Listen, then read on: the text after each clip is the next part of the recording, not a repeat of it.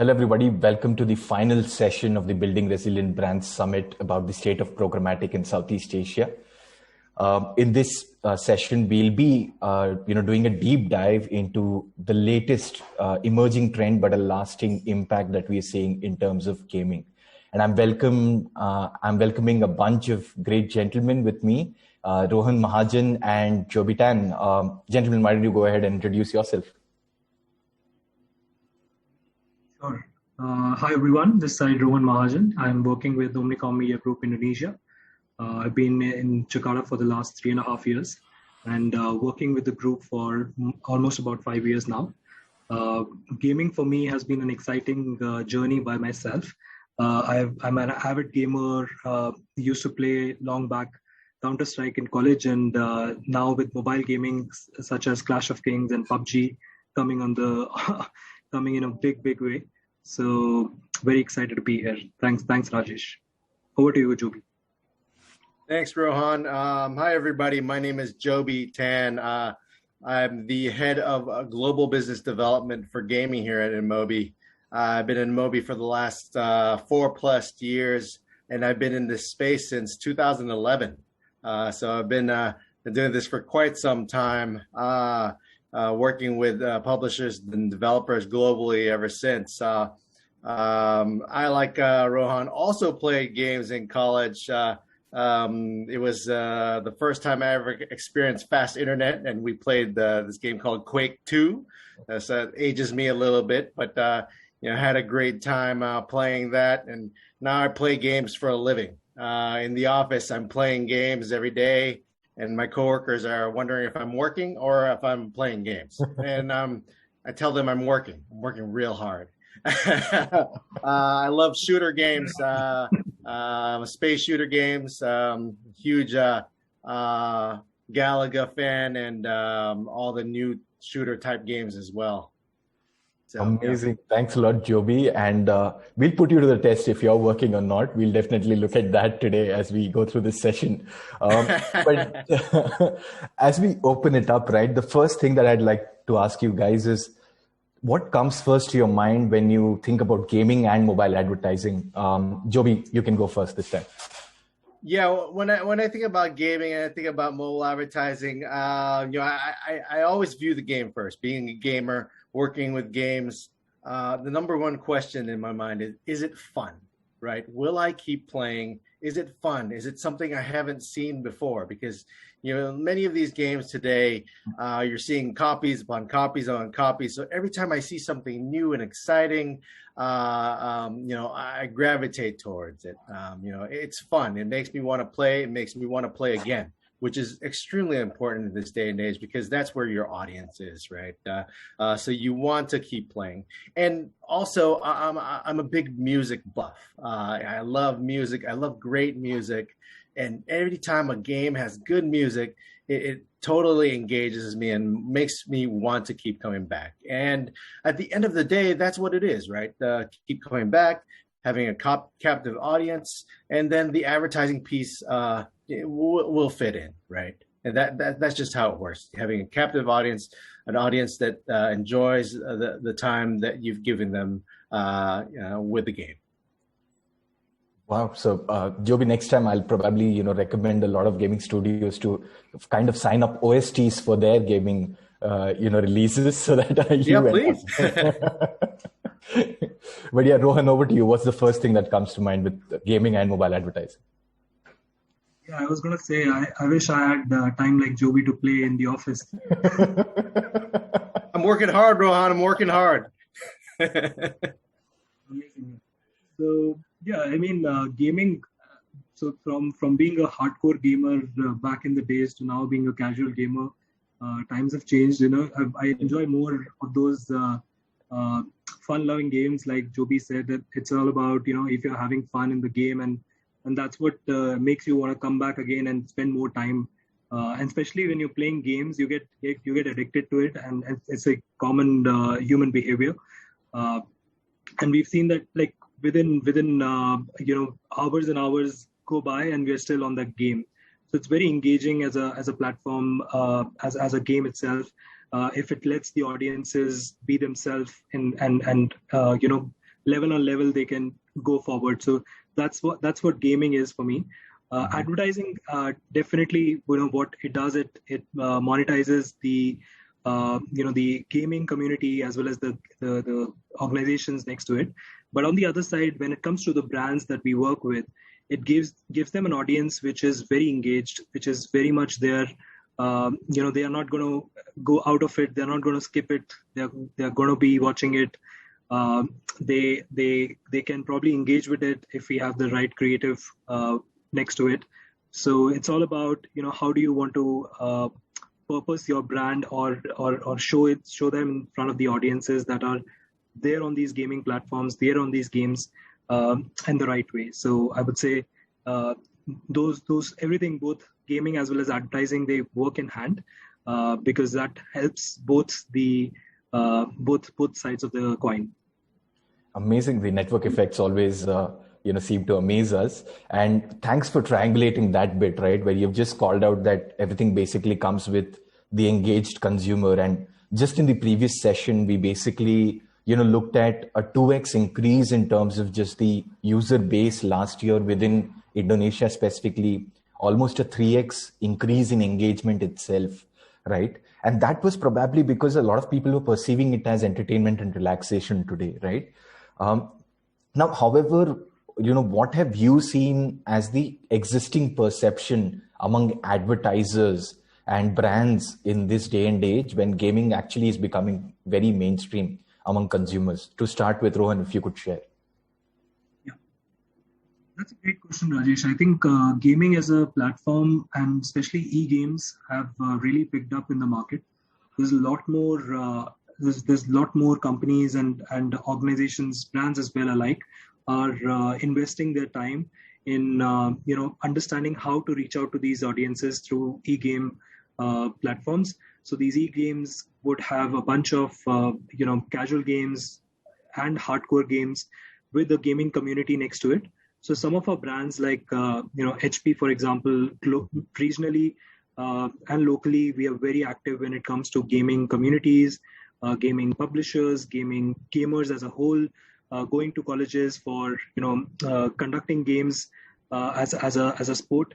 And that's been validated by Olympics as well now. So, e-games definitely will be a part of Olympics in the near future. So I think that's where the whole world is going towards, because they are recognizing that this is one piece of, skill set now people have, which is also kind of a sports in itself, where, brands alike wants to figure out how they can engage with these audiences, because then they're, whatever products or service they are in, it helps, get in the minds of the consumers itself. So we've seen that we have done events, we have done gaming events in specific, whether it's in a small setup or in a large, a large area with about 1,000+ people visiting the event. So it's been depending on the brands itself and which stage they are at. I think everybody wants to understand how they can, tap into this particular audiences. Amazing. And that's where I think the perception change has actually happened a lot in the last year, especially with the pandemic and huge democratization that mobile has brought in. Switching over to Joby, just, talking about what are some unique ways you've seen global advertisers leverage gaming today, right? And how can, in general, advertisers really pick up on what, mainstream gaming or esports like Rohan was mentioning about? Yeah, definitely, Rajesh. You see in games, depending on genre, they have so many different ad unit types to pick, right? And this is where the advertisers can leverage because they can utilize a banner, they can utilize an interstitial, they can utilize a reward video based on the genre type of game.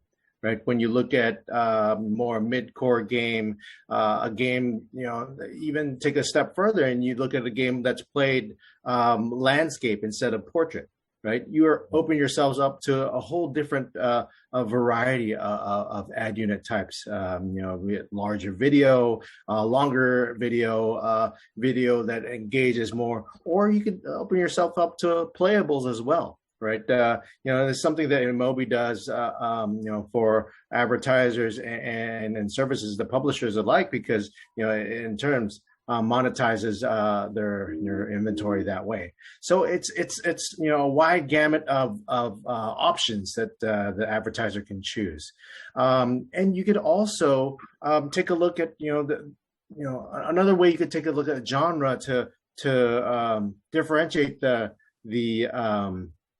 ads and what comes in is when you take a look at looking at male versus female, for example.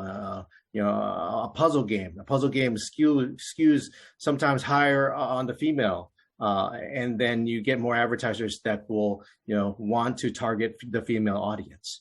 So it's like I said, it all depends on the genre and on the type of game, and sometimes even the orientation of the game type. And advertisers can tap into all of that, and we've been doing that in InMobi for quite some time. So I think that's going to go forward, and it's going to become even more refined. Awesome. Thanks, Joby. Based on what Joby said, right, like he's talking about gaming actually having a lot of data in itself, being able to combine a bunch of demographics, apographics, etc., and then also match that with a variety of formats. Closer home, Rohan, what have you seen? Like you mentioned the HP piece, HP actually being really close to developers, but when it comes to the gaming environment on mobiles, have you seen any brand leverage it to the fullest? What was the impact that brand saw? Could you share an example with us? Right. I think, firstly, I'll also like to touch upon the audience inside itself, where, it's been perceived that all the gamers that are there in the space are all young kids, and they're probably single. They don't have enough money. So that's the reason they spend a lot of time on gaming. But that was a young year for sure, so it definitely proves a point. Right. So I think that's the biggest the myth around who's the audiences that we are trying to target on these gaming platforms or games itself. So that's one thing I would really like to tell my brands as well as the partners that we work with, is that you first need to understand that we are not only just targeting college kids here, right? So we are targeting everybody who's like me, who's like you, who's on the gaming apps all the time, whenever they get time. So it's very important that first they understand the audience itself, that there's a large portion of people from 25 to even 40-year-old, on these games. So, and then like Joby rightly mentioned about, the demographics of male versus female as well. So there's a lot more females as well. Again, it's a myth that only males are the ones playing games. So that's the kind of prerequisites that we tell to the brands that, these are not the myths that you think are the reality of the gaming, industry. It's a lot more changed. It's a lot more different, because now there is huge amount of gaming itself, like the genres itself, for so many different audiences that are available. And then definitely, when it comes to brands utilizing, these kind of insights, and then going ahead and creating some sort of a gamification within the apps, within the games, or the different formats that are available for brands to look at, whether it's a in-game activity within a few of the games, so that they can recreate the coins into a milk product, right? And so it's a runner picking up the milk cartons. So it's a great way of telling the audiences or the kids that you have to drink this milk, and as well as the parents, who are actually the ones who have the phones. Which they also notice that the brands which are making effort to reach out to the audiences in a right manner. So there are multiple ways, and there are so many examples, whether it's in games, whether it's different kinds of sponsorships that the brand do with these gaming communities itself, where one of the examples I would say is clients are going ahead and saying that we'll give you gaming sponsorships. So, you could look at sponsoring a team of people who win an event in a huge like space where there are hundreds and thousands of participants, and whoever wins it gets a scholarship for a school, for a college, and it's a great incentive, for everybody to participate in it.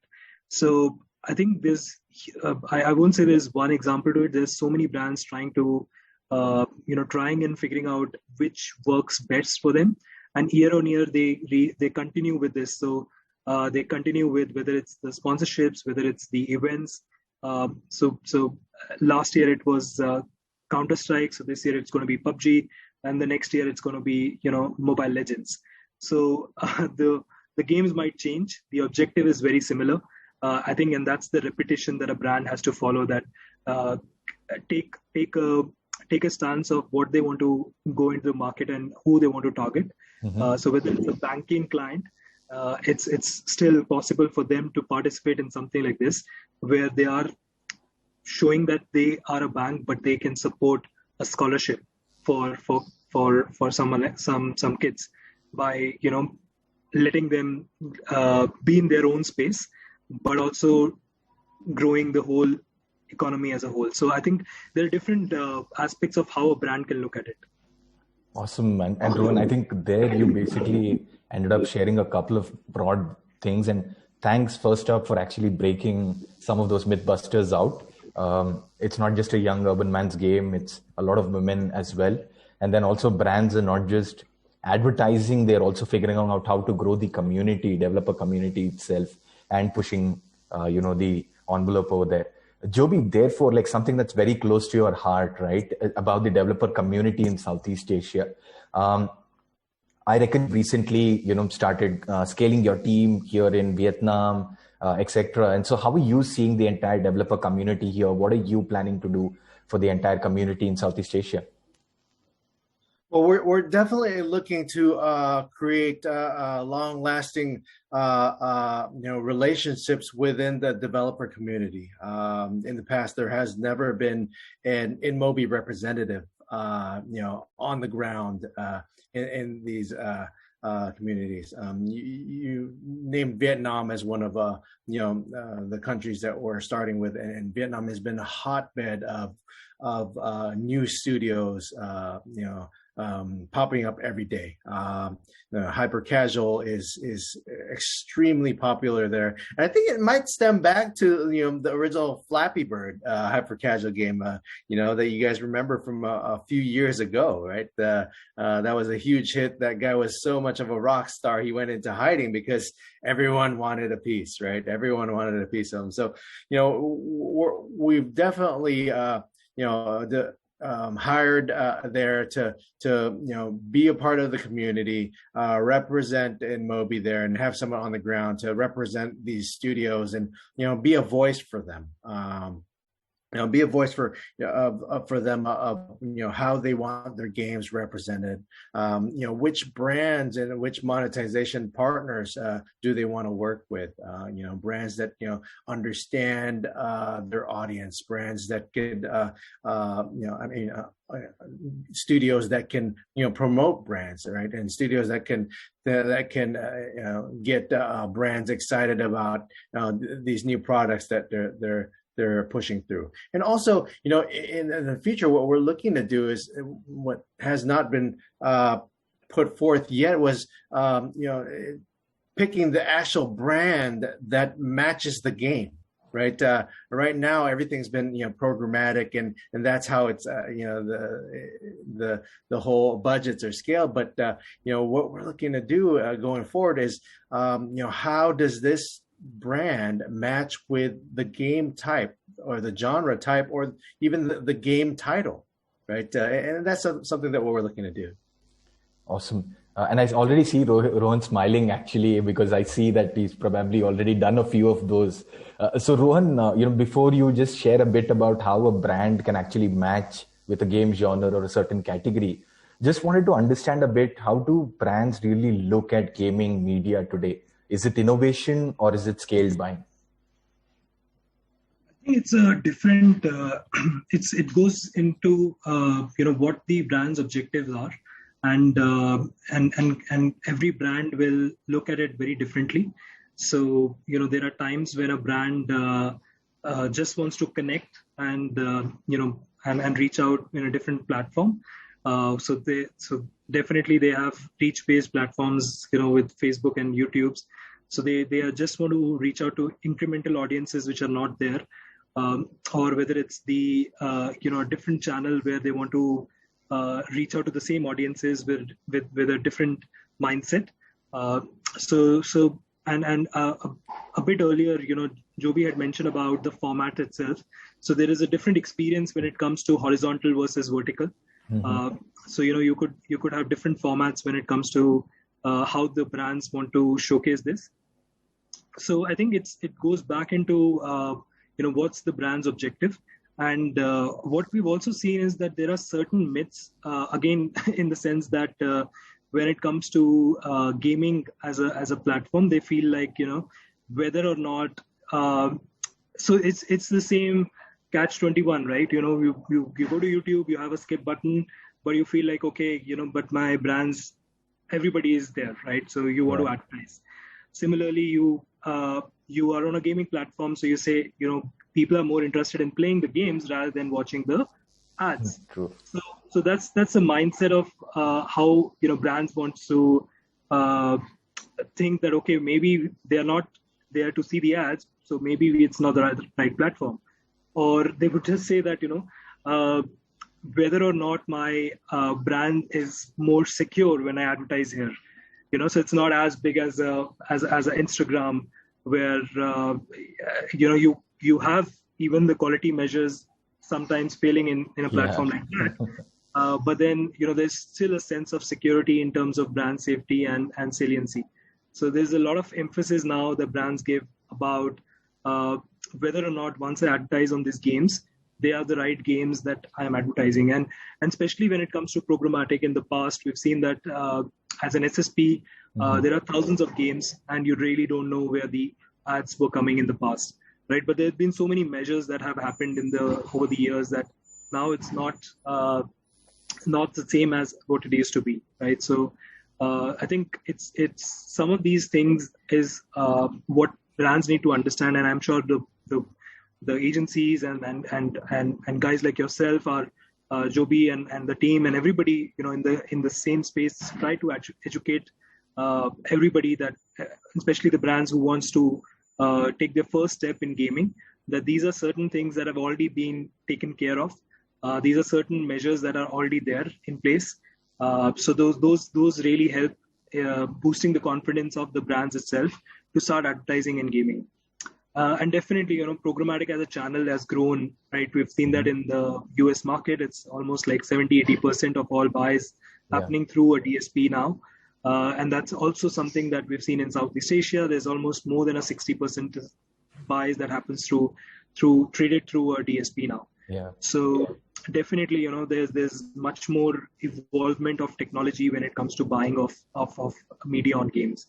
So I think those are few measures, as well as some of the, I think concerns I have seen over the brand's mindset that why should we advertise here? Awesome. I think we're missing an official Mythbuster, gaming Mythbuster logo on your background. But it's really lovely that you actually summarize a few great things, right? So you initially just touched upon the fact that it's a very diverse audience. They are highly engaged. They are snacking on mobile gaming because of casual, hyper casual, something that Joby mentioned. And then you also broke this myth around saying that, it's not like UGC. You have curated content that's being built by studios. It's being put out there, and the formats are so great that it's highly engaging. And Joby did mention about playables. And in fact, in our research in the previous session, we actually figured that 2 in 3 Indonesians actually remember an ad. Now, it could be for various reasons. They found the ad interesting, etc. But because of the high viewabilities and video completions they see on gaming, they actually have a higher ad recall as well. And so that itself kind of, shows that how you are working with your partners, with your clients itself, they are really seeing gaming as scaled media buying when it comes to programmatic. And there is also the innovation element that you called out, where someone is actually winning cartons of milk rather than coins. So that in itself was exciting. Moving to you, Joby, just a quick question right now. When you basically, look at the gaming environments today, right? Hyper casual is a huge trend that you've called out. Now, where do you see the future of gaming going, globally and, in emerging markets like India, Indonesia, etc.? That's a great question, Rajesh. I don't see hyper casual going away anytime soon. Right. If you look at the ad mix here in North America versus the ad mix that you see in Southeast Asia, there's a huge weight on gaming app install ads versus brand ads that you see. Right? It's a massive discrepancy, right? And that all comes down to money. Right, ECPMs, right? Those guys are, getting huge ECPMs, 20, 30, I've seen up to $80 to $90 ECPMs, which is amazing. And that's something you cannot ignore, even if that's your competition on your game, right? You can't ignore it. They're paying you money to be on your game. So you're going to say, yes, I'll take it. I'll take your money, right? And with the hopes that your game is engaging enough, sticky enough, for your user to keep playing it.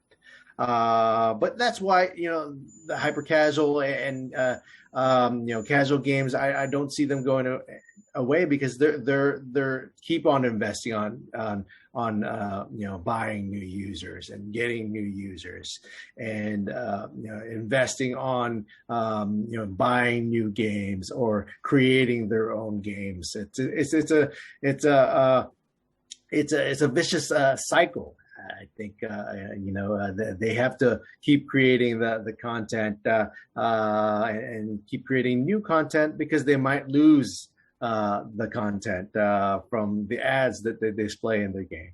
So it's I think the cycle will continue. There's a lot of money out there that these studios are pushing forth, and everyone wants a piece of it. So I think they'll just keep on creating content that way. Definitely a virtuous cycle over there. So we almost towards the tad end right now. I'd request each of you to probably take 3-4 minutes by yourself, starting with Rohan, and just share, when it comes to this day and age, and specifically, starting when a lot of just mobile gaming is mainstream, what are top 3 tips that you would give your advertisers? Be it about programmatic scaling, be it about innovation, but what would you give as 3 big tips for advertisers to do when it comes to gaming? I think it's all about where they are in the circle of starting point, and if they have not yet started, I think the best way is to you rightly mentioned curating the inventory through gaming as well now. So that's a possibility that they should first begin with. So rather than saying that, if they're not confident enough with buying through programmatic because they feel it's whatever the reasons are, I think the best way is to curate the publishers that they are looking at. So they can go with like some 50 publishers that they handpick and only advertise on that first before they, once they gain the confidence in the way of, the ads being able to, result into an outcome. So that gives me the second point. I think it's very critical for brands to measure it in a way that they've been measuring other platforms. I think what happens is that sometimes they or have the right KPIs when they're measuring this. So if it's not about you're advertising on gaming, so it's not going to give you a sales, right? So don't look at a platform which is not a sales generator, but at the same time have the right set of call to actions next to it. So it's important that your message has the right call to action, whether you want people to come to your website or it's about downloading another app through the game, or it's about something else which the audiences are looking at, right? So I think for one of our clients, telco client, I think we've beautifully used gaming as a rich media platform where we want to engage with the audiences, right? So they let them play the games, but the moment they want to buy the Pulsar, they will remember us. So Pulsar is basically, adding credits to your mobile phone. So it's a beautiful way of how you can understand where you are in this journey to then begin at a starting point of curating the inventory or figuring out whether you want to do a rich media because that's more engaging, and then setting the right KPIs with the right call to actions and the measurement framework next to it. So whether you're measuring clicks or you're measuring the video views, or you're measuring, my landings to my or the install itself, I think it's pretty important that you set the right parameters with the ad campaign objective. Being very technical and metric specific here, it's what the brands look like, right? So they want to figure out what they can and cannot get out of this, and definitely, there's a big momentum and boost every year with MMA and a lot of the innovation that InMobi itself and many other bring to the table in terms of how the brands can leverage this, right? So there's a lot more formats now than it was before. There's a lot more innovation going on. There's a lot that a brand can see when it comes to whether it's like I mentioned earlier, whether it's the sponsorships or the like scholarships itself as an incentive. So there's a lot more brands can look at, and I think my tips would be that don't be shy to start. Just take the first step, right? So awesome. And Rohan, thanks a lot for summarizing it beautifully. I really love how you always through the session have been reminding brands that the main objective, your whatever core objectives remain, and gaming has to always fit into those core objectives, and you need not actually step outside of those to start accommodate for gaming. And three things that you've clearly called out. One is definitely about just doing that supply curation wherever if necessary. Start small, but make sure that you're starting. The second bit, you talked about measurement, everything being actually really available. And one of the pieces I also, keep telling a lot of folks that I speak to is in programmatic, like mentioning, you can remove all invalid traffic. You can do that kind of check when it is in the pre-bid stage itself. At InMobi, we are the first to implement that when it comes to, our own traffic. And therefore that measurement, right, from the traffic to the end, this thing of, whatever goal you're looking at, that measurement is also key. And finally, I think, you just said jump in, just like all the characters in our games today. That's probably the last piece that you mentioned. Thanks a lot, Rohan, for that bit. Joby, you want to share from your end specifically what you've seen globally and what you recommend for brands to do? Yeah, definitely. So I'm going to touch on the word innovation since Rohan brought it up. At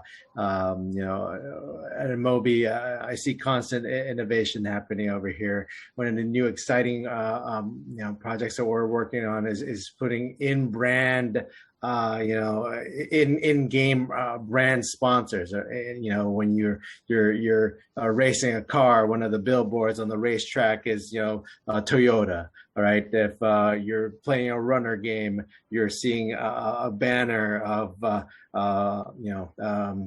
Dove soap or something like that. So it's something like that. It's in addition to the ad units that you usually see.